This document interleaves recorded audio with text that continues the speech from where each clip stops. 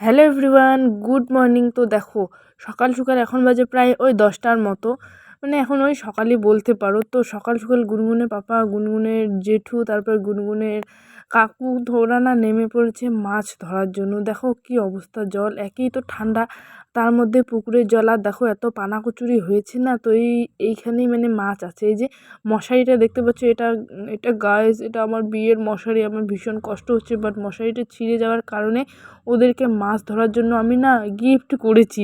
মাছ তো খেতেই হবে। তো যাই হোক, অনেক মাছ ধরেছে কিন্তু। তো অনেক মাছ হয়েছিল, তো আমি একটু এসছিলাম মাছ দেখতে।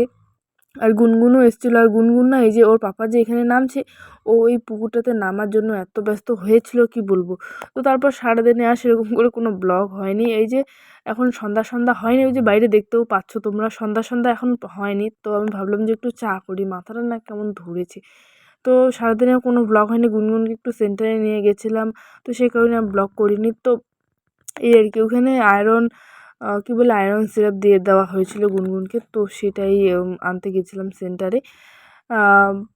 তো এই আর কি, তো এই যে করছি এখন চা, মাথাটা না এত ধরেছে কি বলবো। এই যে দুধ এক প্যাকেট নিয়ে এসেছিলাম দোকান থেকে, তো সেটাই না গরম করছি। এই চায়ের ক্যানটা উল্টে গেল।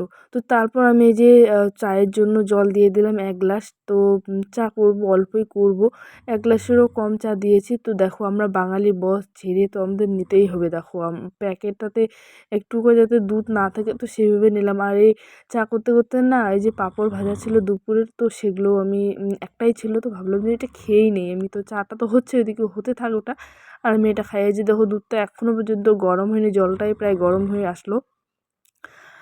তো যাই হোক, এভাবে বা এই যে দেখো, এত গরিব হয়ে গেছি গাইস, একটা ছাঁকনি নেওয়ারও আমাদের পয়সা নেই, কি বলবো তোমাদের। তো যাই হোক, এই যে চাটা আমার জলটা ফুটে গেছে, তারপর দিয়ে দিলাম চিনি দেওয়ার পর একটু ফুটলে পরে দিয়ে দিব চা পাতা। যে চা পাতাও দিয়ে দিলাম, তারপর একটু ফুটলে পরে নামিয়ে নেবো। সেটা তোমাদের সাথে শেয়ার করিনি, মানে চা নামানোটা শেয়ার করিনি। অত কি আর মনে থাকে বলো ভিডিও করার, একে তো ভিডিও করো আবার কাজ করো। তো তারপর রাতে রান্না বসিয়ে দিয়েছি, ভাত চচ্চড়ি হয়ে গেছে, এটা বসিয়েছি। চিকেন দিদিরা এসছে আমাদের বাড়িতে, তার জন্য চিকেন মাটন সবই হয়েছে। চিকেন আমার জন্য হয়েছে আর মাটন ওদের জন্য হয়েছে। আমি তো মাটন খাই না, তো সে কারণে যে আলুও ভেজে রেখেছি, যে এখানে দেখতেই পাচ্ছি এখানে মাটন আছে। তো রান্নাবান্না সেরকম করে আর শেয়ার করিনি, তার কারণ হচ্ছে মেয়ের ঝামেলা করছিল, তো সেই কারণে তাড়াহুড়ো করে রান্না করছি। আর দেখো, রান্না করতে করতে খাওয়া দাওয়া করতে করতে মেয়ের এত ঘুম পেয়েছে যে আমার কোলে উঠে ঘুমিয়ে পড়লো। তো কি করা যায় বলো, বাচ্চা কাচ্চা থাকলে এরকম হয়, খাওয়ারও টাইম নেই গাইস। সারাদিনে আমি ভালো করে খেতেও পারি না, ভালো করে সে একটু শুয়ে যে থাকবো, রেস্ট করবো, তাও পারি না এই বাচ্চার জন্য।